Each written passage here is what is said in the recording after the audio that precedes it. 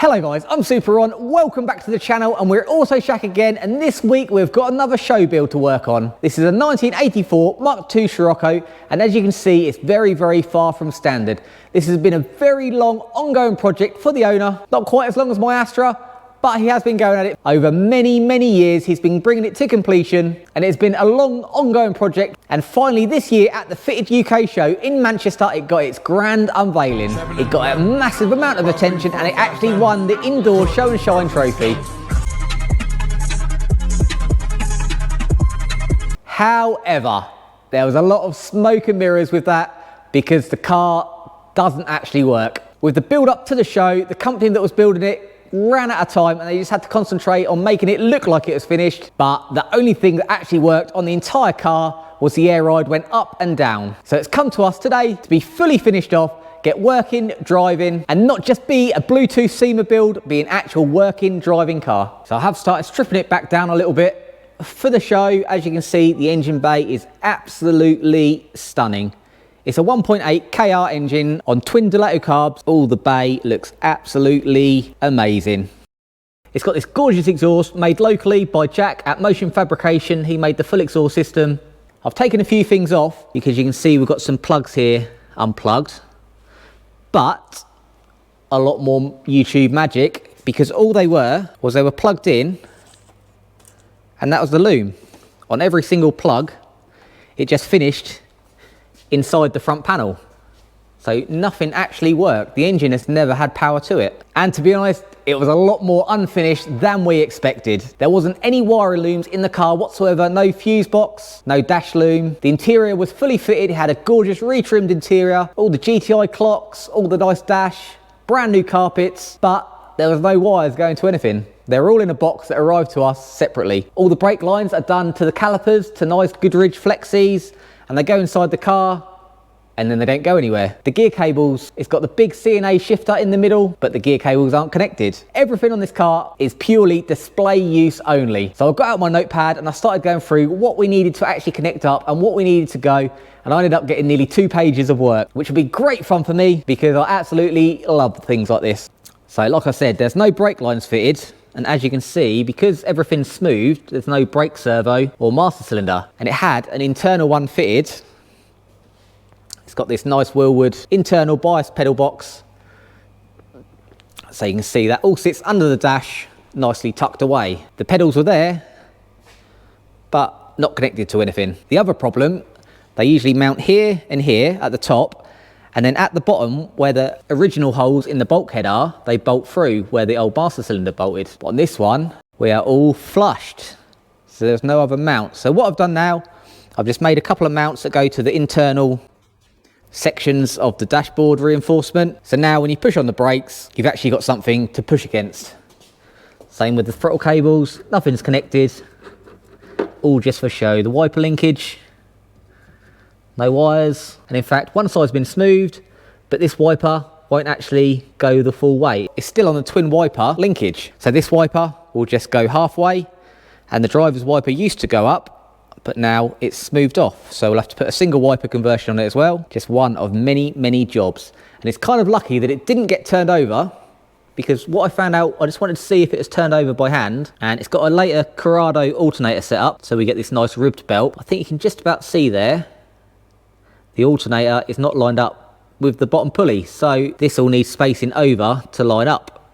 And the same with the cam belt, and the cam belt is starting to walk off the pulley because it hasn't got the washer it needs behind this tensioner, so that should sit out more, and with this rib that's pulling the belt in. So lucky they didn't start it up, because if they did, that cam belt would have popped off and this fully rebuilt engine would have been toast. So there's no fluids in it whatsoever, no gearbox oil, no engine oil, no coolant. The rad hose wasn't even connected. No dipstick we found as well, so we couldn't check if there was any oil, but we looked in the top and it's all totally dry. I've got the full interior out now, so I could look under the dash and start getting all the wiring looms back in and get all the pedal linkage out. So that's all fixed, ready to go back in. I've also poked the wiring loom through. So we've got headlight loom now, that all runs inside the wheel arch and into the car there, so you don't see any of it in the bay. It's got a gorgeous fresh reflections top fill radiator with a Bluetooth fan. So that needs connecting up, and we need to make some brackets because it's not fixed in. Lots and lots of little jobs. There's a pedal box all back in, my nice brackets holding it up, so now it's got no movement and pedals are nice and firm. Clutch, accelerator. The other problem, the accelerator, where the holes have been drilled, the accelerator cable isn't in line with the pedal, so that's another job we've got to try and figure out somehow, because obviously we can't drill new holes and leave them there, so we'll find out a fix for that. But now these are in, we can find somewhere to put our brake lines. The rears just pop through and they end here, so we've got to take them all the way around. I've got the fuse box in now, and that's the dash loom that I can now run across. We've got this C&E shifter, but the cables are too short and they won't do up, so we might have to move the whole turret forwards for that to get the cables to reach. The other thing, we need reservoirs on the top of here. Normally we'd put them in the scuttle, the other side higher, but we can't really in this car. So what we're probably going to do is run them across and put them in the glove box. So we've got the little reservoirs that will sit in there, so hopefully I can sink these down so you can still close the glove box, and that will sit nicely in the dash, and we can put a nice big kill switch in there as well. Lots more to do, and then we'll have somewhere to aim with the brake lines, so all the ones that just poke inside the car can then go to the master cylinders. So that'll be my next job now.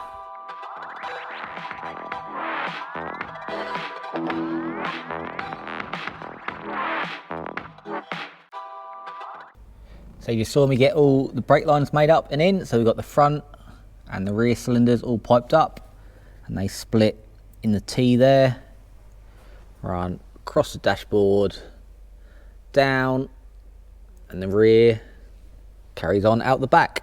So we've got them in, and that's working. Everything clears nice, they're all done up. We've got the loom coming over where it needs to go as well, so that's going to come up to the dash up here. So I think next I'm going to look at the air ride and see where this massive leak is, because on that side of the car it leaks within a day and it'll be right down on the floor. So it might be at the manifold here. So the simple trick is we've got some soapy water in here. We're just going to spray everything just like you find any puncture and see where the bubbles come up.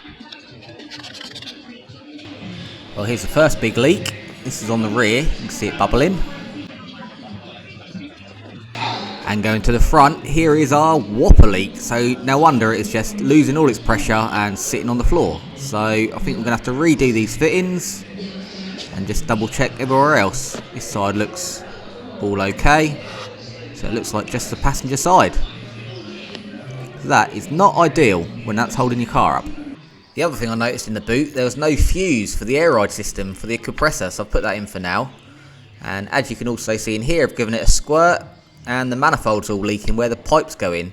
So it's a common thing we see. If you don't use the correct cutter and just use side cutters, it doesn't give a flush end, so the pipes don't seal properly. So I'm just going to redo these with the correct cutter at the same time, and then we should be all good.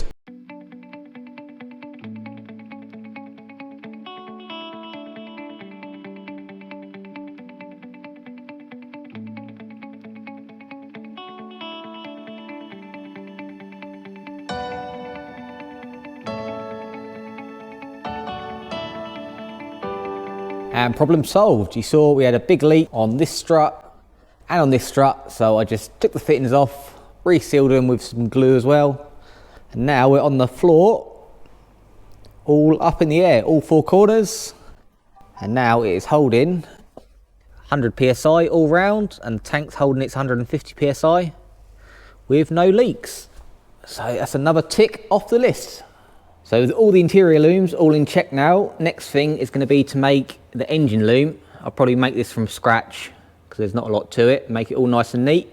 But before I do that, we've got to sort out a little bit of a misalignment problem on the alternator. If you look at the alternator pulley there, you can see on the bottom crank pulley, it's actually riding off. It's at an angle because this pulley here is too far this way and it's dragging the belt off the pulley at the bottom. This is actually a later style alternator off a Corrado or something, because the Mark II Golf engine should have a V-belt set up. This is what was on it, but the ridge belt does look a lot cooler, so hopefully I can just move this over with some spacing and that will solve that problem. But a bit more worrying, the cam belt has started walking off the top pulley.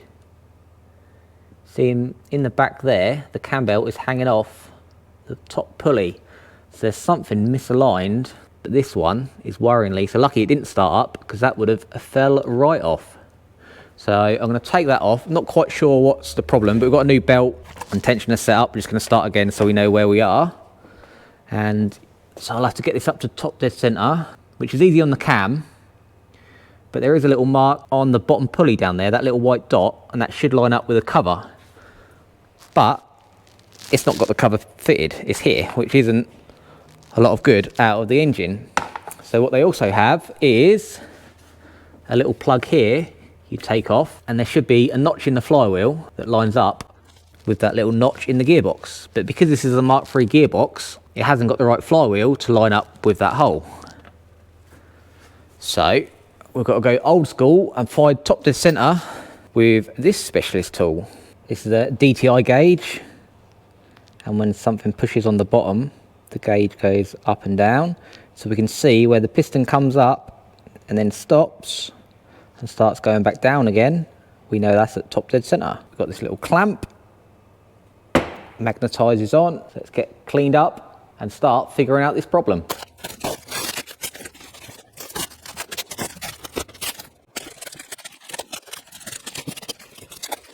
So gauge is in. If I turn the engine over now, I've got the extension on top of the piston, so that'll come up. There he is. There we go. So we're going up, up, up. Still going up. Now we're going down. So we need to find that rock. Right there. So that is exactly top dead center. So we've got this one lined up, and let's mark the other end. And now we know we are exactly on top dead center. I've drawn a little mark on there to line up with the notch in the gearbox. So now we'll be able to time it up much easier. So let's get these belts off and see if we can identify what the trouble is. So that's the cam belt and drive belt all off. And it does seem now that it's not that the tensioner is too far in, it's that the cam pulley is too far out.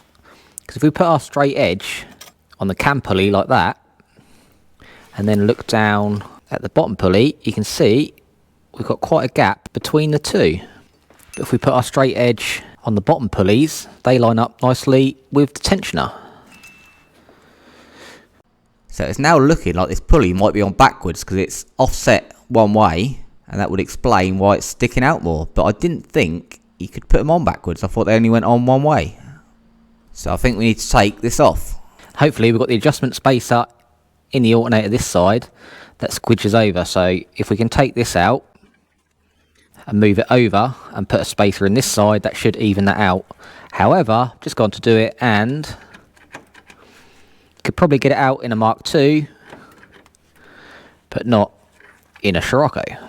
So we'll have to take the whole mount off together and then move all that around. But it's a bit of a puzzle about this top pulley. Why is it sticking out? And we've got some new parts. We've got a new pulley. So as you can see, pulley had the keyway snapped off, and that is because if you look, it's shouldered one side and straight the other side. So they can only go on one way. So where it's put on the wrong way, it bottomed out in the slot and snapped off. So not only was it out of time, if it had started up, that would just spun on the keyway and made even more damage. So we've got a brand new, genuine pulley. I can get this timed back up and check if everything is okay. Put this on the right way around. Fits just like that.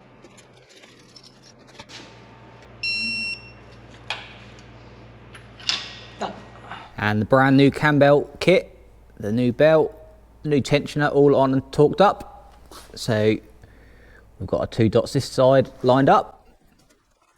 Got a dot that side lined up with the top of the head, and we've got our top dead center flywheel mark we made all lined up.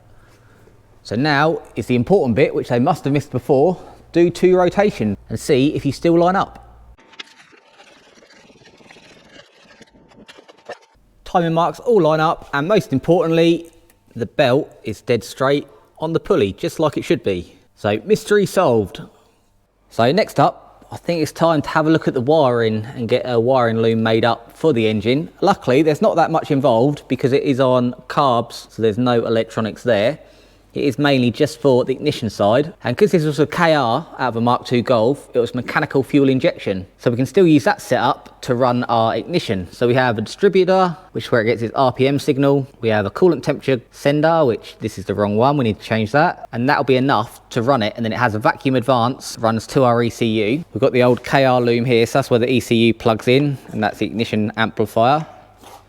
And that's all we need from them.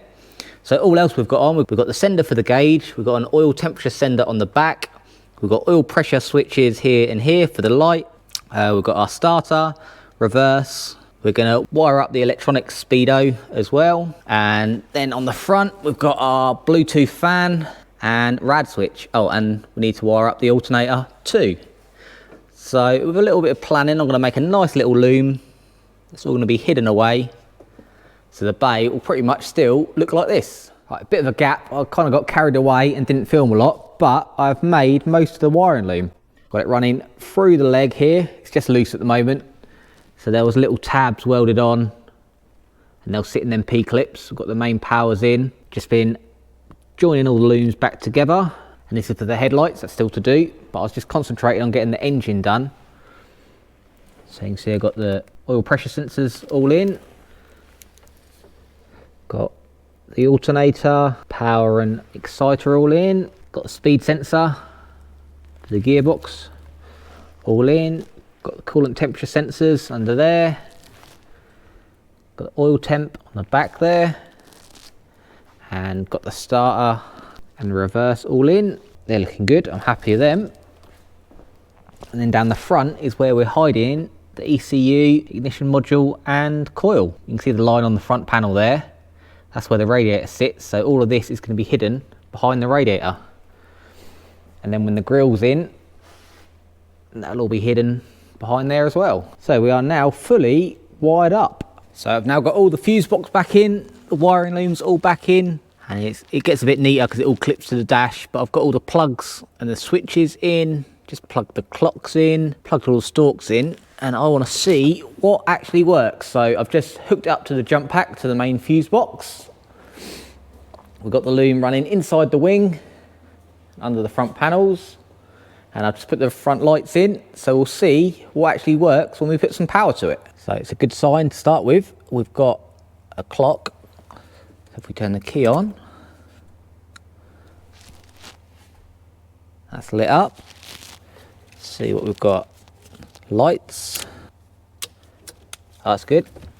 Dash interior wiring's working, it's lit up. Indicators, let's see what works on the outside. So we've got all rear lights, we've got side lights, left indicator, right indicator, brake, even should have fog, and reverse.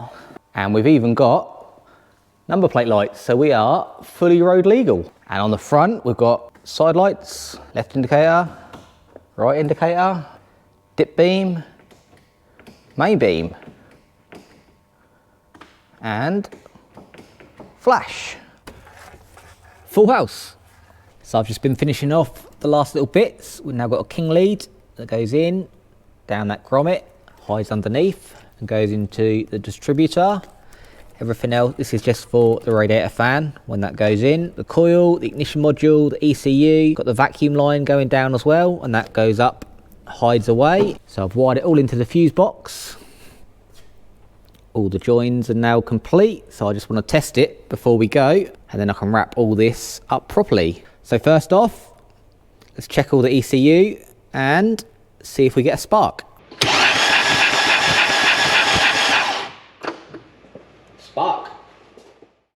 We've just had a delivery from our friends at Torx, so got all the fittings for the brake system. So we've got the banjos, going to make a long clutch line, and these barb fittings are for the reservoirs that go on top of the pedal box. See, so they'll go on there, and they'll go across to the reservoirs on the other side, and then that'll come through to the bay all the way hidden underneath again, and that'll come out to that banjo fitting there.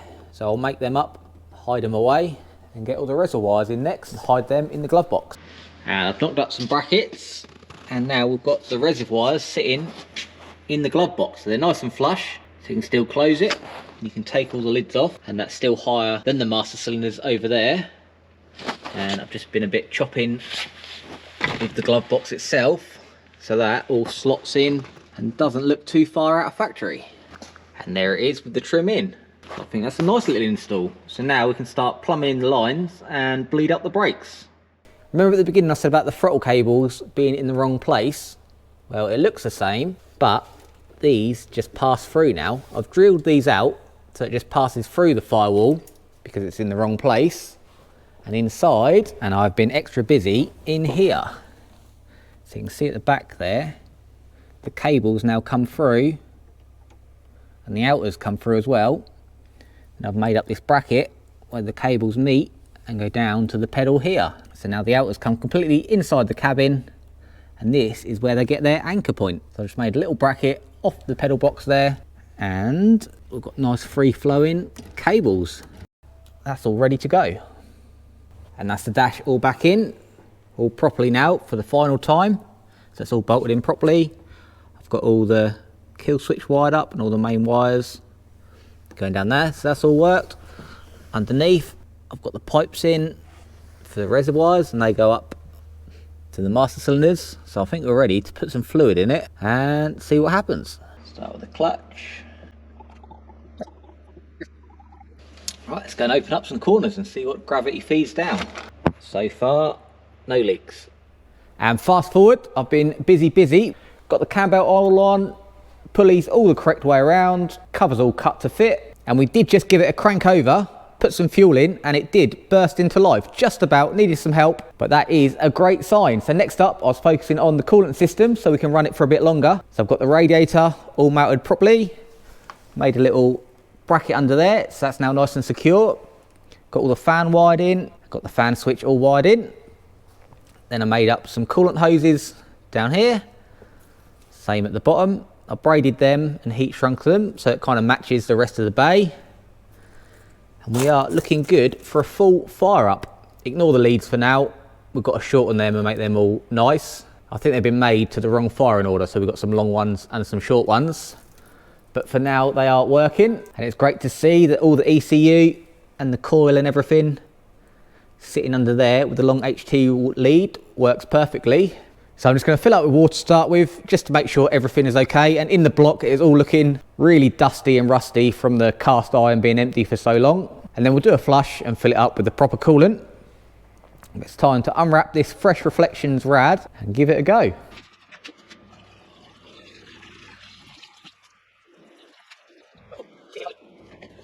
And this is why we do water first. Pouring out of the thermostat. That's a good start. So someone had put the O-ring on the wrong side of the thermostat, so it didn't have the seal up against the casing. Now it's all back in, done up. Let's go for take two. Right, water leak is all fixed.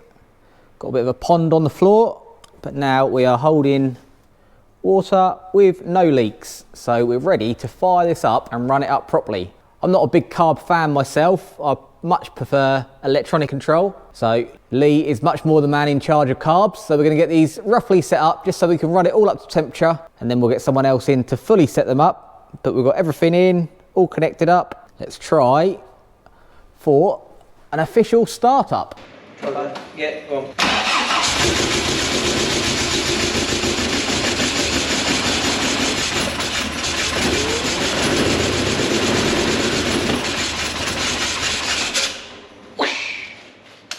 Nice choke.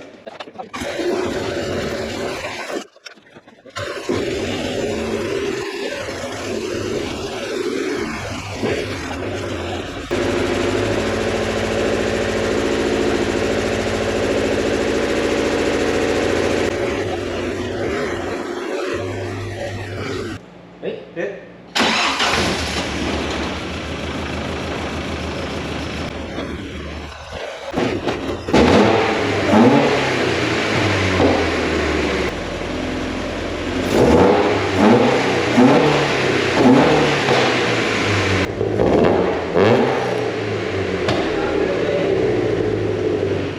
Okay, I'll bring you guys on a little bit of an update. The trouble with this project is I'm over 100 hours in now and it still looks exactly the same as it came in, because as you just looked in the bay, it looked finished, even though nothing worked. So I've been busy away getting everything to work, but it still looks the same. So let me show you what I've been up to.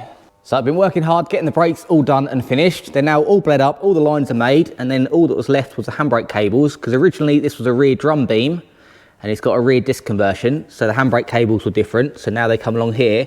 On the drums, they run along here into this little clip, and then underneath and then into the back of the drum.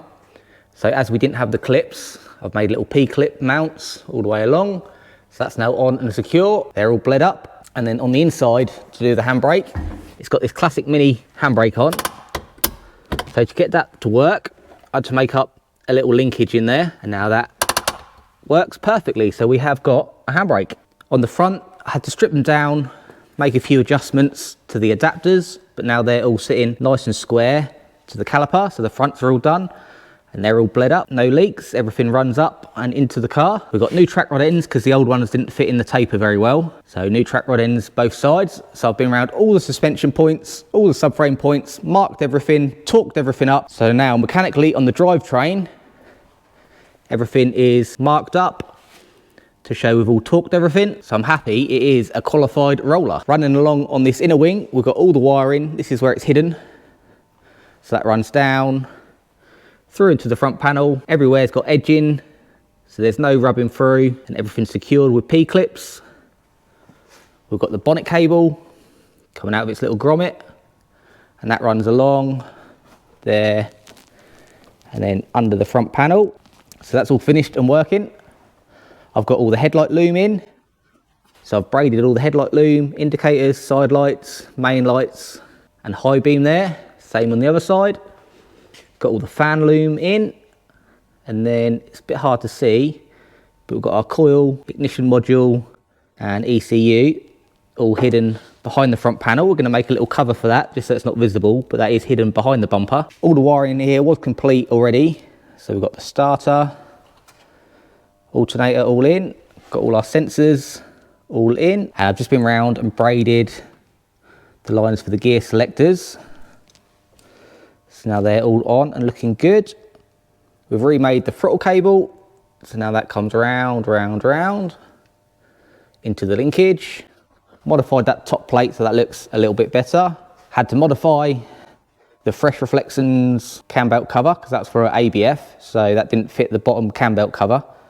So now that's all in. We've got the clutch line in there, all braided, and that's bled up, and that runs along, pops out, and that runs all the way along here as well, and then disappears in the car. All the coolant pipes are finished, all the radiators finished. That's working well, that's fine, it's level nicely. I can't remember if I show you, but I shortened the linkage on the wiper to give the single wiper the full throw. So now we have a full windscreen sweep, and I've just run the pipe down with the washer jets. So that's going to come up. We're going to put a little joiner underneath so it shows you can take the bonnet off and that'll all be hidden. But now we've got the wiper sweeps all the way 180, and for the squirter, because we haven't got a bottle in the bay, in the boot, we've got hold of a rear washer bottle, so that sits in there. So that's now piped up, and I've changed the wires in the fuse box, so now when you squirt the front wiper, it actually activates this one and squirts the windscreen, and that got a nice little cap, hides away in there. And also it used to have the standard Mark II wiper, and it turns out Mark 1s have a longer wiper. So we fitted an earlier wiper which is longer, so now we have full sweep of the windscreen. And if you press for the front one, we get a squirt. And it all works just off the original stalk as it should. And resets. And to get us fully road legal, we've even got a horn. And also in the boot, underneath the install, I've tidied up all the wiring, so now all the power wires are nice and neat, all the earths are nice and neat, everything's running much better. So even though it's covered up, that just looks much better than before when it's all spaghettied everywhere. And now we've got fuses in for the air ride as well. All the speakers are now connected directly to the head unit at the front. And I had to move the shifter forwards so the cable's reached, and it does get a little bit tight, but everything does clear and we have all our gears. Gears. And our radio as well. And all the brake reservoirs and the clutch reservoir are nicely tucked in the glove box. They're all properly in and secure on the brackets. And they sit completely hidden, so when the door's closed, you won't even know they're there. The master cylinders are all hidden under the dash now, and everything is working perfectly. So it's going to be like a normal car. And now I've got underneath all done, so I've got all our wires and cables P-clipped up. And under here is where the horn is hiding. Everything is P-clipped under there. So that goes up to the lights. Engine's all looking good. Everything's cable tied, clipped. All the loom runs under that engine mount, so it's kind of hidden from the top half. Trying to be discreet as possible. But we are all good. All our belts are running perfectly true, so that's all solved. We've got our brakes, our shafts, everything is on under here, ready to go. All the fuel systems on, all the air ride, exhaust. I think we're just about ready to put it back on the floor and see if it moves in real life. Now at the front, I'm sure some of you have been freaking out that I've put the coil right at the front behind the grille, especially classic Mini owners, because they know this is disastrous. Every time it rains, you'll get problems with ignition. And although the ECU and everything is waterproof, because they stay in the bay anyway, I have made a little cover. Because the other thing is, from the edge, you can just kind of see when you're at a show, you'll just be able to see down that corner, and you can just see the coil past the radiator. Only from certain angles. In the real world, you're not really going to see it at all. But I've bent up some bits of aluminium, so this little cover glows on top. This is at the end, and this is at the other end. So they just sit in there and keep that nice and safe and sound. So I'll just show you that in now. And there it is all fitted. So there's still plenty of airflow over the top to the radiator. And you've got airflow around the back of it, so nothing will get too hot in there. But at the ends, it's all capped off. So now it's nice and neat. So I'm gonna satin black all this. But when you're down low, the bumper covers this anyway. And that'll sit nicely. The fan's still got nice lot of room, so it won't cause any cooling issues. I'll call that a winner. That's better. A little bit more discreet. Let's get these on. And all back in. Super happy with that. Still loads of room around the radiator, so it's not going to block any flow, but it just hides all that away. We can get the front end back on and get this finished off for good. And that's the front end all on, lights all in, tested and working. So just before I put the grill in, I want to check the bonnet cables, because that's one thing we haven't checked yet. So I've got the super shiny chrome catches on, and we'll give it a test and see if our mechanism all works properly. Give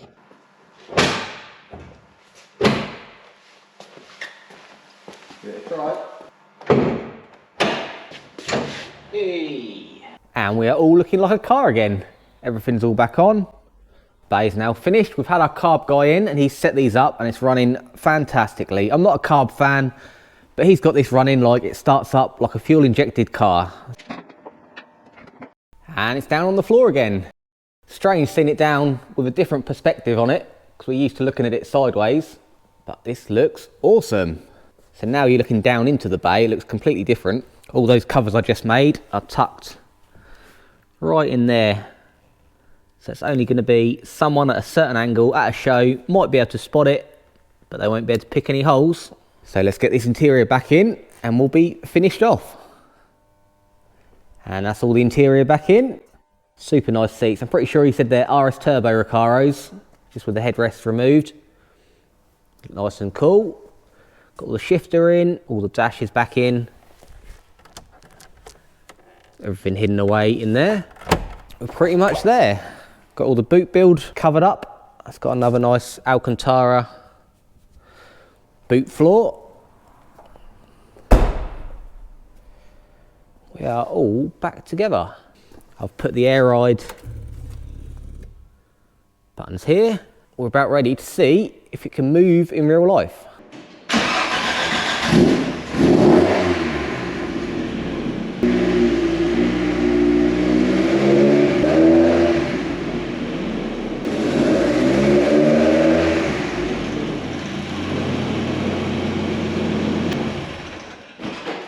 First time it's moved on its own steam in 6 years, I think. Now let's have a look at the air suspension.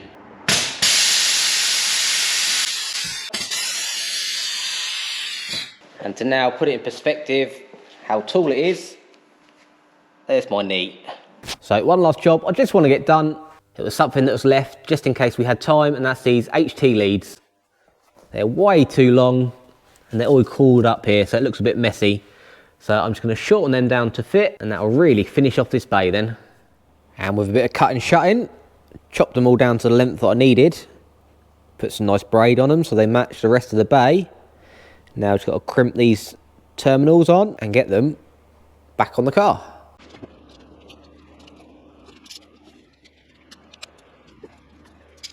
That's more like it. That just fits in so much nicer with the bay. I'll rub those numbers off in a minute. But now they're all braided, all P-clipped in the back, and looking much neater.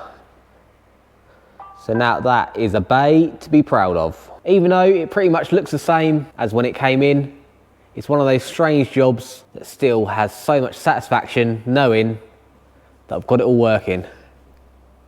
The car looks fantastic all the way round. It is absolutely stunning. It is perfect. Now it is well worthy of that show winning place. Every angle of the bay just looks amazing now. Even when you try and look in all the corners, trying to sneak a peek down the front, everything is covered up. This is what a show winner is. So with those last little bits done, that is going to wrap up this episode. I'm so pleased with how this bay has turned out. It's so easy to flush things and hide things, but the real task is making sure it all actually works. And now I'm happy to put my name to this. This will tick everything off in the MOT. It's fully road legal, but it still has the quality of looking like an ornament. I had no idea what was entailed when we started this. It rolled in and it looked almost finished. I thought within a week, we'll get it up and running, a few little tweaks, and it'll be gone. But to put it in perspective, I've done over 150 hours worth of labour on this. I've had to pretty much strip it down to a bare car again and build it all back up again. But now everything has been checked, everything worked, and I know I keep saying it, but it does look amazing. So we've reached our deadline for this. He's got it booked in for a show in a couple of weeks. He's got a long drive ahead, and I have no doubts that this will make it through. He's going to try and put 1,000 miles on it and then put it on the rolling road and see what this engine can put out. And even though it is a little bit stancy, this is going to be one fast car. So make sure you give this video a like and be sure to tune in next time, because there's no telling what we could get up to next. It's not always show cars. As you can see in both corners of the workshop, we've got Porsches in here at the moment. But until next time, make sure you have fun.